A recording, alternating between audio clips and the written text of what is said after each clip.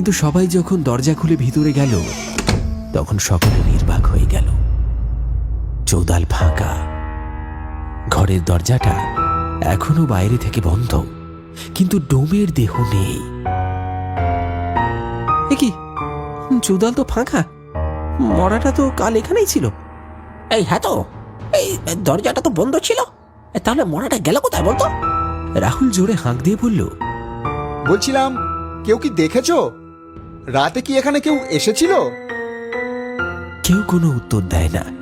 সবাই চুপ করে ভেতরের দৃশ্য দেখতে থাকে স্তব্ধ হয়ে।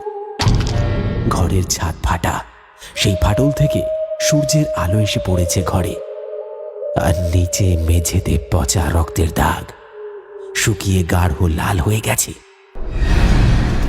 তার মানে মরা নিজে নিজে চলে গেছে। ওর শরীরটা এখন কোনো মানুষের শরীর নয়, ওটা কোনো পিশাচ দখল করেছে। দূর, সেই থেকে কি সব ফালতু কথা বলছো? ডোম মনে হয় কাল মরেনি, ঘর বন্ধ দেখে ছাদ ভেঙে বেরিয়েছে। এই এই চলো, সবাই ঘরে চলো। ঠিক তখন একটা হাওয়া বইল চারপাশে, ঠান্ডা হাড় কাঁপানো হাওয়া। চারিদিকে শুধু কাকের কান্না আর বৃষ্টি পড়া জমা কাদার সোঁদা গন্ধ।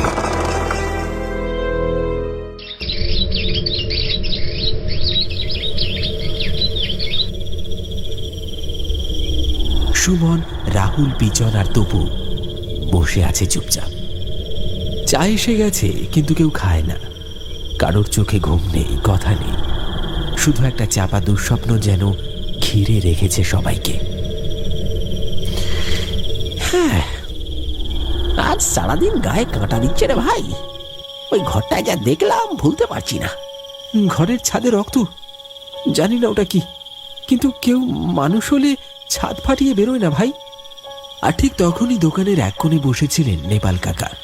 তিনি বলে উঠলেন, আজ সকালে আমাকে পাড়ার সাইডটা কুকুর ময়রা পড়া ছিল, একটার গলা তো ছেঁড়া আর একটা পেট কাটা, যেন কেউ কামড়ায় সিগড়া খাইছে। গত 3 দিনে 3টে ছাগল, 2টো গরু আর মুরগি গায়েব। লোকেরা বলে কেউ চুরি করে নিয়ে যাচ্ছে, কিন্তু চোর কি মেরে ছিঁড়ে খায়? ও ফিরে এসেছে, কেউ দেখেনি, কিন্তু আমি দেখেছি। ও সবসময় আশেপাশেই আছে। ভাই, তুই একটু চুপ কর। দেখ, আশেপাশে যা কিছু হচ্ছে তাতে আমাদের আরো সতর্ক থাকতে হবে।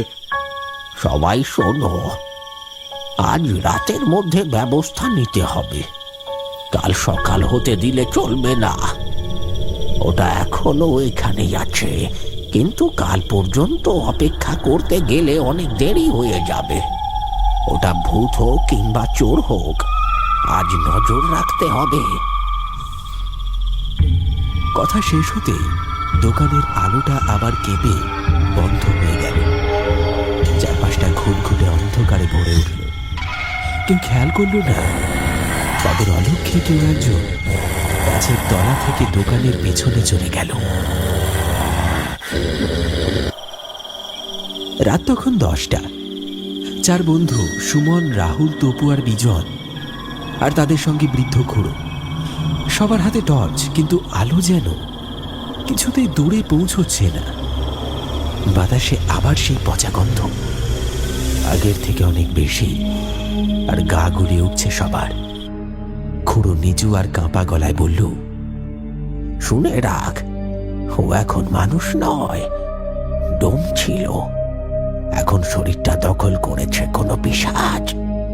আমি আমি তাহলে যেটা দেখেছি সেটা পিশাচ? যদিও ভূত পিশাচ বলতে কিছুই হয় না, কিন্তু খুড়ো, যদি ওটা সত্যিই পিশাচ হয় তাহলে আমরা কি করব? খুড়ো কোনো উত্তর দিলেন না। কুঁড়ে ঘরটি সামনে দেখা যাচ্ছে, ভিতর থেকে হালকা কমলা রঙের একটা আলো চুইয়ে বেরোচ্ছে দরজার ফাঁক গলে। ওই ঘরে আলো কেন জ্বলছে? ভেতরে কেউ আছে নাকি? সুমন ধীরে ধীরে এগিয়ে যায়। দরজার ফাঁক দিয়ে এক ঝলক দেখা যায়, ঘরের ভেতর শুয়ে আছে ডোম, কিন্তু তার শরীর অস্বাভাবিক বিকৃত। একটা পাশ বেঁকে গেছে, হাড় বেরিয়ে আছে, শরীরে পচন, কিন্তু তার বুকটা ওঠানামা করছে। ও তো মরে গেছিল, আবার বেঁচে গেল কিভাবে? কি সব দেখছি আমি? হঠাৎ পেছনের ঝোপে একটা শব্দ হলো। ঝট করে সবাই টর্চ সেদিকে ঘোরালো, কিন্তু কিছুই নেই। আবার আবার সেই পচা গন্ধ, এবার যেন আরো কাছে। সবাই থমকে যায়। তখন ঘরের দরজা ধীরে ধীরে খুলে যায়, আর সেটা আপনা থেকেই।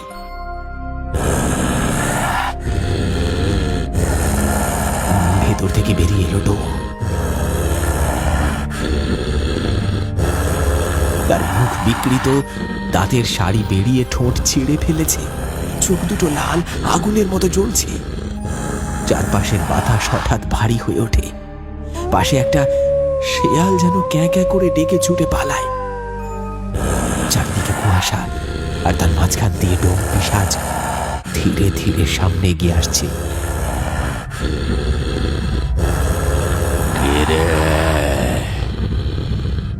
আজ তোরা আমায় দেখতে এসেছিস? সেদিন সবাই আমায় ফেলে গেলি একা, কেউ পোড়াতে চাইলি না, মরার আগে কেউ দেখতে এলি না। আমি পড়েছিলাম চৌতালায়, আজ আমি ফিরে এসেছি আমার খিদে মেটাতে। ঠিক তখনই খুড়ো সামনে চলে এলো। হ্যাঁ, আমি মানছি আমাদের ভুল হয়েছে, আমরা ভুল করেছি। এরা সবাই নিজেদের ভুল বুঝতে পেরেছে। তোর শরীরে যা ঢুকেছে সেটা পিশাচ, কিন্তু তোর আত্মা এখনো কাঁদছে ভিতরে। তুই যদি মুক্তি চাস, তোর জন্য এখনো মুক্তি সম্ভব।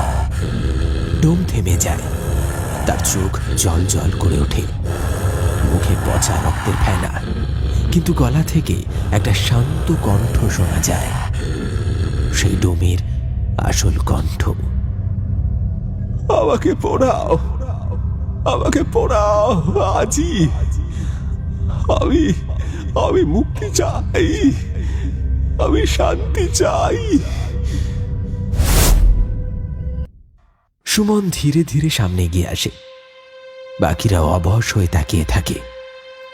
এই প্রথম মৃত্যুর ছায়া নিজেই মুক্তি চাইছে।